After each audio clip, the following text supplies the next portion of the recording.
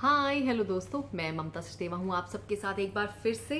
और आज हमने बहुत ही इंटरेस्टिंग टॉपिक्स लिए हैं। पहले इंटरव्यू के रिलेटेड लिए, उसके बाद कुछ वियर्ड टॉपिक्स हमने उठाए, डेथ ऑन बोर्ड लिया हमने, अगर कोई बेबी डिलीवर हो रहा है फ्लाइट में तो क्या होता है। तो अभी एक उससे भी वियर्ड टॉपिक हम ले रहे हैं जो बहुत इंटरेस्टिंग है कि अगर कोई फ्लाइट में बहुत शराब पी लेता है, ड्रंक हो जाता है, तो उसके साथ क्या होता है और कैबिन क्रूज को कैसे मैनेज करते हैं।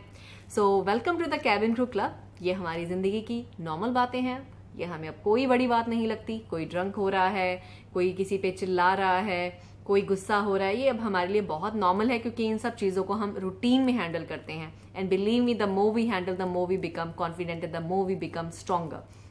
सो कमिंग टू द पॉइंट, तो क्या होता है, पहली बात तो हमें कैबिन क्रू को ये ट्रेनिंग दी जाती है कि किसी को कितने ड्रिंक्स की एक लिमिट है। अगर आप कोई विस्की पी रहा है, 2 ड्रिंक हैं, 3 ड्रिंक हैं मैक्सिमम, उसके बाद हमें कहा जाता है कि उस चीज़ को मॉनिटर करें। लेकिन क्या होता है, जैसे कैबिन क्रू स्मार्ट होते हैं वैसे ही पैसेंजर्स भी बहुत स्मार्ट होते हैं। वो क्या करते हैं, पहले क्या करेंगे, एक गैली में जाएंगे। गैली हम बोलते हैं किचन को फ्लाइट में। तो पहले क्या करेंगे, एक गैली में जाके, जैसे उन्होंने ड्रिंक ऑर्डर कर दी, क्रू को बोल दी कि प्लीज गिव मी विस्की और समथिंग, वहां से लेके पी लेंगे। फिर दूसरी जो गैली होती है किसी और तरफ, एक गैली आगे होती है, एक पीछे होती है, कभी कभी एक मिडिल में भी होती है। तो उनको पता है यहाँ से दोबारा नहीं मिलेगी तो वो पीछे चले जाते हैं, वहां से एक ड्रिंक ले लेते हैं, फिर उसके बाद मिड गैली में आ जाते हैं, एक और ड्रिंक ले लेते हैं। तो वो भी चीट करने का कोई मौका नहीं छोड़ते हैं हमें, क्योंकि हम लोग भी टास्क में इतने बिजी होते हैं, बाकी और जॉब में इतने बिजी होते हैं, तो हम भी मॉनिटर नहीं कर पाते कभी कभी। और क्या होता है रिजल्ट, टान टान, somebody is drunk on the flight, somebody is screaming और shouting और loud और singing a song with the guitar और पता नहीं क्या क्या हम फेस करते हैं फ्लाइट में। एनीवेज, तो क्या होता है उसके बाद उनके साथ और क्या होता है उसके बाद हमारे साथ, वो बहुत इंटरेस्टिंग है। तो होता क्या है, सबसे पहले तो हमारा कैबिन क्रू होने के नाते ये फर्ज बनता है कि हम सिचुएशन को डिफ्यूज करें। डिफ्यूज करने का मतलब कि उस चीज़ को शांत करा जाए। पैसेंजर के पास जाएं, पोलाइटली उसको अप्रोच करें, उसके साथ प्यार से बात करके उसको कोशिश करें उसी सीट के ऊपर बिठा दें, सीट बेल्ट उसकी बंधवा दें, पानी उसको पिला दें 1 2 3 गिलास, क्योंकि पानी पीने से क्या होता है, अल्कोहल का जो कंटेंट है वो आपकी बॉडी में थोड़ा कम हो जाता है, क्योंकि डिफ्यूज हो जाता है अल्कोहल। ये सबसे पहला स्टेप है। कभी भी लड़ाई को बढ़ाना नहीं चाहिए, हमेशा कम करना चाहिए। तो हमें यही सिखाया जाता है कि सिचुएशन को डिफ्यूज करो। सेकेंडली, अगर पैसेंजर बार बार और अल्कोहल मांग रहा है तो उसको डिले करो जितना हो सके, मना मत करो, क्योंकि अगर आप ड्रंक पैसेंजर को मना करने जाओगे तो वो और एग्रेशन दिखाएगा, गुस्सा करेगा।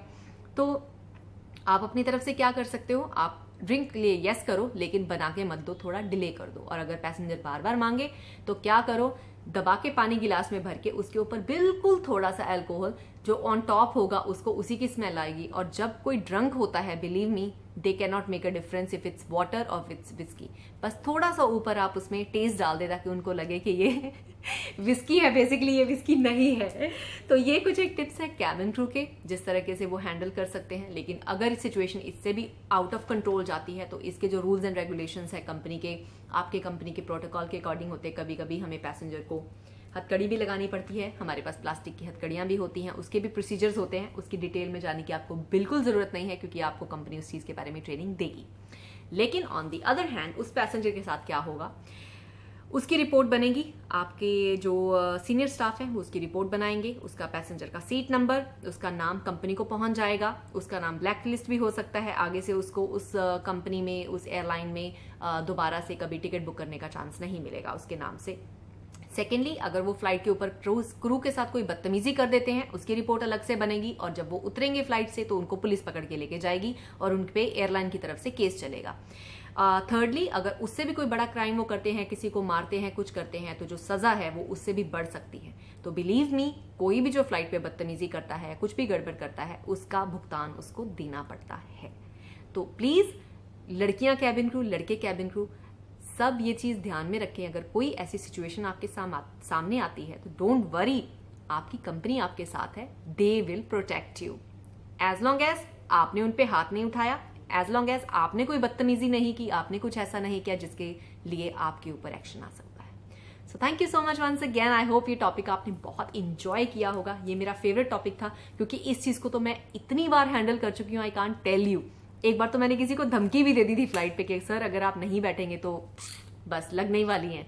तो तब मैं नई नई थी। एनीवेज ऐसा हम बोल भी नहीं सकते एनीवेज, पर ये बहुत पुरानी बात है। Anyways, you take care and enjoy and subscribe करना ना भूलें। बाय।